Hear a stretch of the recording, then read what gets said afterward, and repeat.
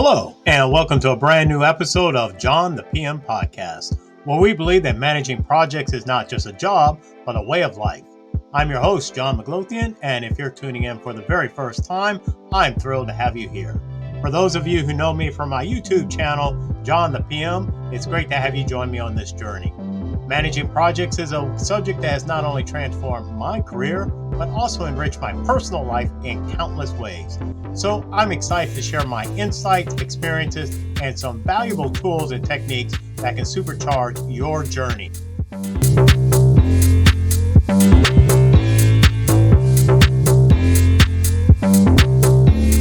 In today's episode, let's talk a little bit about goals. As most people know, especially my family members, employee staff, people that I surround with, they know that I'm a very, very much a goal-oriented individual. And I guess what kind of struck me or led me to this conversation was really two things. One is the month of January. In that time, then as usual, December, January, everybody has their New Year's resolutions, to which I am actually quite a fan of on those areas. But also, just recently, I attended an event that had a speaker, and the speaker did a wonderful job on talking about vision statements and so forth. So, really, those two ideas really kind of came to as to why I want to talk a little bit about goals today. Most of the time, when people establish goals, they get very frustrated with it, New Year's resolutions. And the reason why is because they either find that they just don't work, or, usually by January 15th or some, date like that, they cease work on it. In fact, one time when I was teaching at a local university, and I was asking my undergrads, about their New Year's resolution, almost to a person, they all said that they didn't believe it. And of course, I was a little distraught. I was like, oh my God, why? What could be the reason? Who doesn't do goal setting? Now, I could be the odd one because I actually do. Fast forward a few years later, and through some classes and things, I did kind of discover the reason why. But then during the aforementioned the event that I mentioned just a few minutes ago, just kind of reiterated why most people actually fail at goal setting, and the reason is because they don't do it correctly. I don't know if they don't do it correctly. Maybe that's too harsh of a word, but to somehow they get it all kind of challenged. Okay. So I guess we can't go back to they just plain old fashioned don't do it correctly. Okay. So let's think about it this way. In a corporate context, you could say vision, mission, goals, or whatever, framework you want to use. But for now, let's just use vision, mission, goals. Another common framework that sometimes people use is the why, the what, and the how. On those pieces. And as Simon Sinek has so famously, excuse me, stated, begin with the why. On those areas. By the way, I think his work is just absolutely wonderful. In that regards. That kind of leads us to the subject of goals. So most of the time when people set up a goal, they say some kind of a vague statement, such as "I want to lose weight." That's just a typical New Year's resolution. It really, honestly, doesn't matter. We can use whatever example you want to say. I want to read more books. We can use that one as well on those areas. Well, here's the problem with it. Well, first off, it's very vague, and most people kind of know that. But the real key issue is I don't know the why behind it. What is it that you're really trying to accomplish? And that is where the vision comes in. So let's use I want to lose weight. That sounds, like I said, that's fairly typical. Why do you want to lose weight? Do you want to look good, be healthier? Perhaps you're having blood sugar or some other internal, concern, health concern that you want to try to address by losing weight. Or maybe you just have a desire to be able to, hike more and be more physical and invigorated and things of that nature. That is your why. Let's use the same construct, but let's use it against reading books. My goal is to read books. Again, I still kind of have the same issue or concern. Why? Are you trying to read books in order to increase the level of knowledge that's in your mind? Are you trying to read more books so that you can pass a college course? Are you trying to read more books just for fulfillment? What is the reason why behind it? So that is probably the first issue that I would kind of start off is your why or your vision. Now, in my family, what we do is we actually create a vision board. And I actually do suggest that families do that, individuals do that, organizations, corporations, nonprofit groups, go in, the traditional, find some pictures, put it up on a board, on those areas. Why? Because it kind of gives you a vision towards where you're heading on that side. So let's go back to the weight issue. Let's say that you just kind of stay with lose weight. You can actually lose too much weight to where it can be a health concern. Henceforth, we have anorexia and so forth, on those areas. Well, in that case, you're actually going backwards against your vision. Or you might on the reading side. I'm not sure if it's possible to do too much reading, but let's say that you do so much reading that you neglect other parts of your life, in that regards, on those areas. In other words, sometimes too much of a good thing can turn into a bad. Again, the reading might be a little bit of a stretch, but hopefully you kind of understand what the intent, is in that case. So we have the why, we have the what, what is it we're going to do? Lose weight, read more books, whatever may be the case. Then the how. Now, the how is the actual goals. And I would almost use the word benchmark, actually. And in these cases, that's where you get into your traditional SMART goals, specific, measurable, actionable, rational, time bounded. If you Google SMART, you're going to find, multiple different types of meanings around it. At the end of the day, they all come about to the same point in time. These are just measurable items that you can grade yourself so that you know if you are on the right track. Now, what is key about these benchmarks, let's use that word, is that you have to know, is it going to lead to the result that you wanted? And if you get that result, will you actually appreciate it? That's also known as room's expectancy theory, just in case people were wondering, on those sides.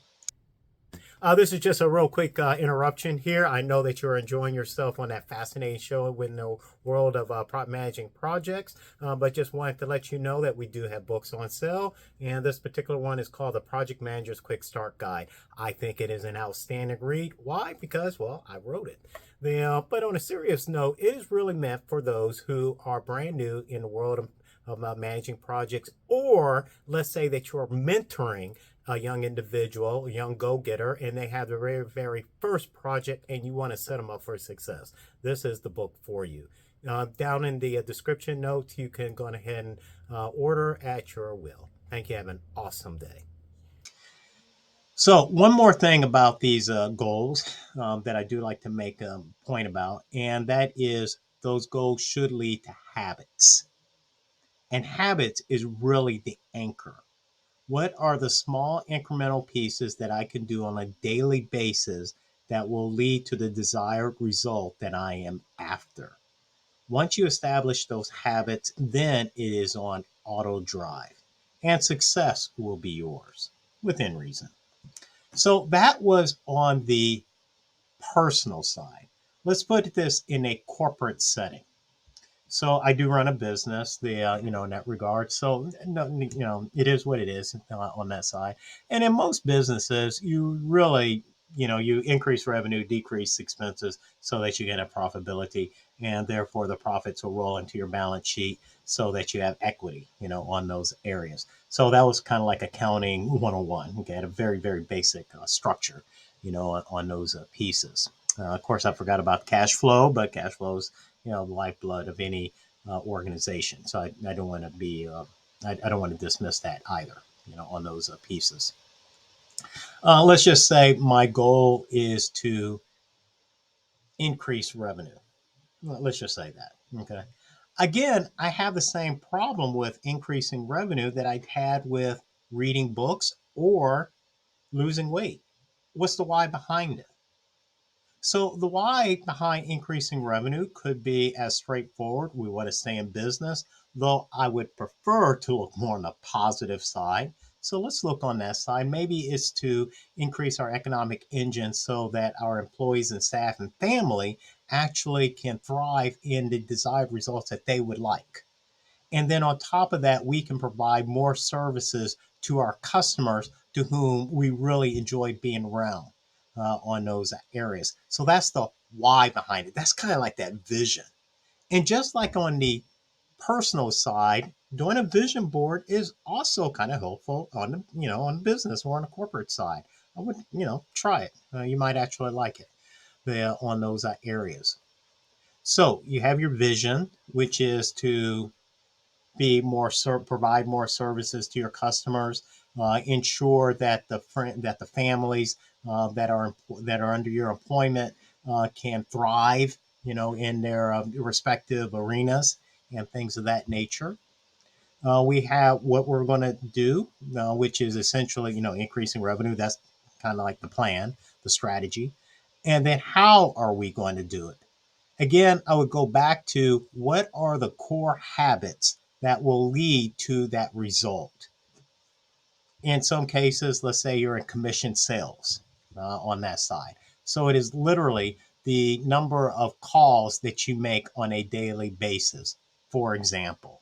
One individual, and she was remarkable salesperson back in Memphis, back a couple of lives ago for me. But her daily habit, believe it or not, was birthday cards. How many birthday cards did she mail out each day?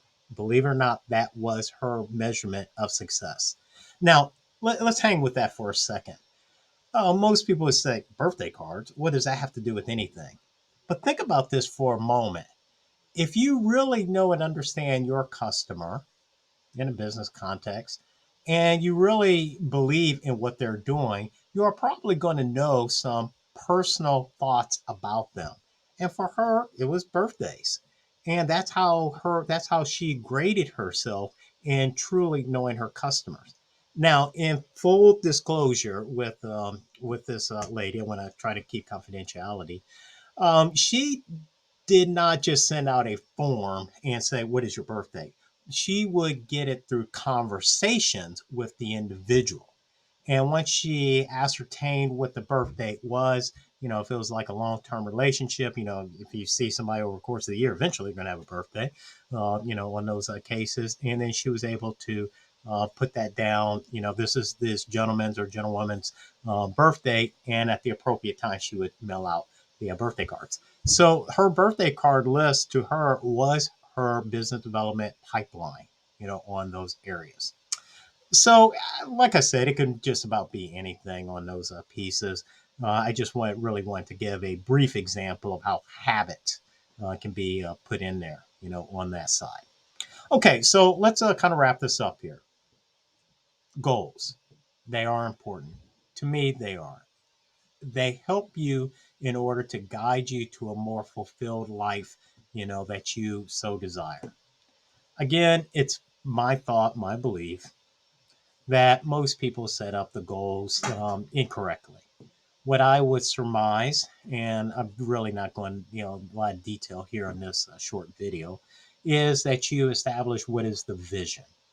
What is the why behind what you are trying to do and trying to accomplish, in your arena? That vision is also very important because, again, too much of a good thing can be a bad thing, on those areas. So you have your vision, you have your how, what is it that you're actually going to do, on those pieces, and then the what. What are the specific daily actions that you can do to lead to the results that you want? Ultimately, those habits. Last thing that I will say on this subject is, at least for today, is on the goal setting. You do not achieve your goals, you grow into your goals. So, one of my goals is to, saying on a physical side, is to be a tactical athlete, on those areas. I don't achieve that. what I do is I grow into it. So the benchmark does change, just as a matter of fact, on those areas. But the path towards it is still relatively, relatively in the right direction. And my habits on a daily basis lend towards it. Again, same thing on the corporate side. If you want to increase cash flow, what are the specific areas that you can actually do that can develop those habits in order to deliver whatever metric you're trying to improve within your corporate, on your corporate side. All right. If you're looking for more information on how to become a great project manager, don't forget to hit that like button and be sure to subscribe to John the PM.